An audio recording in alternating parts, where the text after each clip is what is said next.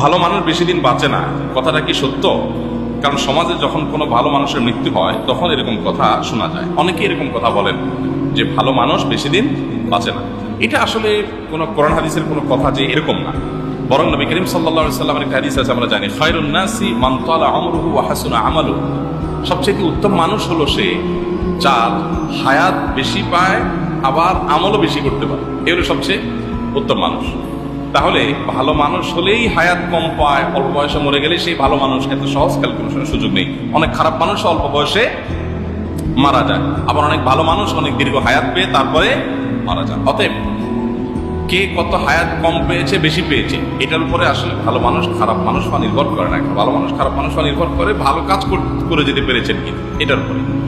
বরং যদি ভালো কাজ করার সুযোগ পায় তাহলে দীর্ঘ হায়াত পেলে আরো ভালো, নবী সাল্লাল্লাহু আলাইহি ওয়াসাল্লাম বলেছেন। অতএব আমরা যে বলি অল্প বয়সে মারা গেলেই বলি যে লোকটা ভালো ছিলেন, ভালো মানুষ দেখে বেশি দিন বাঁচেন নাই, এরকমটি এত সহজে যোগ্য করা ঠিক না। তবে হ্যাঁ, কেউ মারা যাওয়ার পর সে যদি সত্যি ভালো হয় তো সুধারণা করা যেতে পারে, এতে কোনো সমস্যা নেই।